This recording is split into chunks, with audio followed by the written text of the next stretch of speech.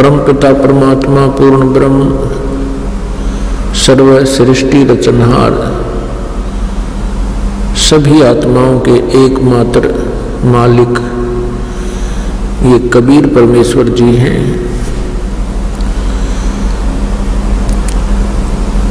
कबीर देव जी हैं। कबीर देव इनका नाम है और परम अक्षर ब्रह्म सत्य पुरुष अकाल मूर्त शब्द स्वरूपी राम सतपुरुष ये परमात्मा की उपाधि है। जैसे अपने देश के आदरणीय प्रधानमंत्री जी का शरीर का नाम अन्य होता है, प्रधानमंत्री प्राइम मिनिस्टर ये इनके पद के नाम है, ये पद होता है इनका। इसी प्रकार पूर्ण परमात्मा का वास्तविक नाम कबीर देव है, जिसको हम कबीर साहब कहने लगे। वेदों में उसे कबीर देव कहा है, हम अपनी भाषा के अंदर उसको कबीर देव कबीर साहब कहने लगे। साहब माने देव, परमात्मा, राम, अल्लाह।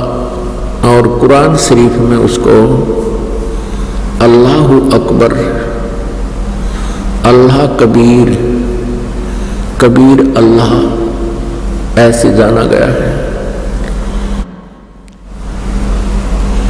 हम परमात्मा को ना पहचान कर हम क्या करते रहे? कोई कहे हमारा राम बड़ा है,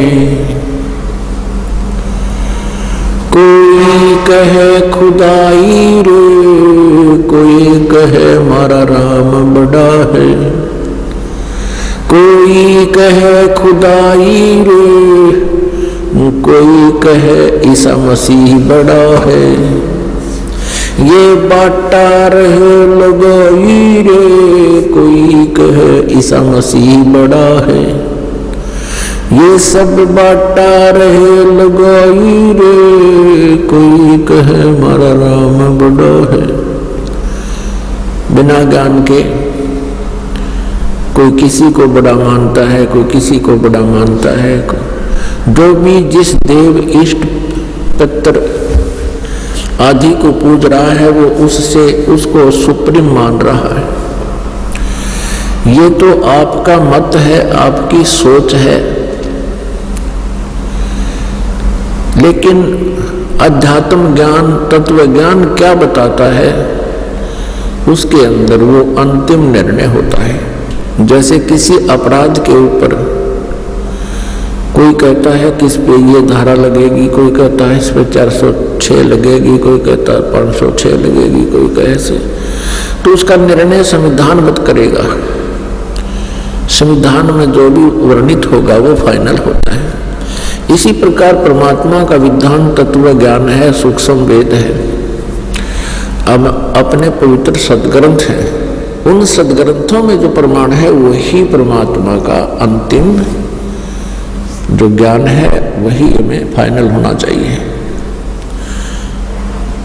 तो पुण्यात्माओं, गीता जी अध्याय नंबर 16 के श्लोक नंबर 23-24 में यही प्रमाण दिया है कि शास्त्र विधि को त्याग कर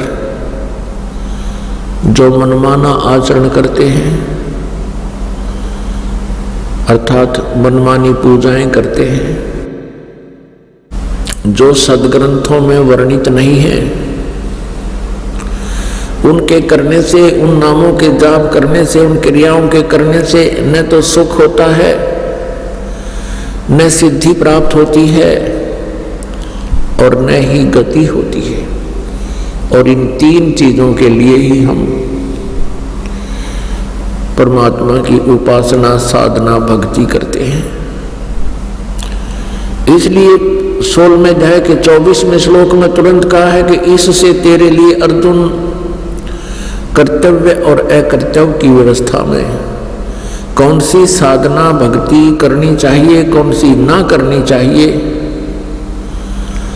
सदग्रंथ ही प्रमाण है। सदग्रंथों में जो लिखा हुई मानना चाहिए, किसी के लोक वेद पर आश्रित नहीं होना चाहिए, किसी की दंत कथाओं को नहीं मानना चाहिए। तो पुण्यात्माओं, जब तक हमें तत्व ज्ञान नहीं था, हम सभी शास्त्र विधि त्याग कर मनमाना आचरण कर रहे थे। तो परमेश्वर ने स्वयं आकर के वो ज्ञान दिया है। परमात्मा पूर्ण ब्रह्म कबीर साहब हैं, ये सारी सृष्टि के रचनहार है, कुल मालिक है। ये परमात्मा प्रत्येक युग में आते हैं और इनके आने की, सतलोक से चलकर यहां प्रकट होने की 3 प्रकार की क्रियाएं हैं। 3 प्रकार से वो परमात्मा लीलाएं करता है यहां आकर के। एक तो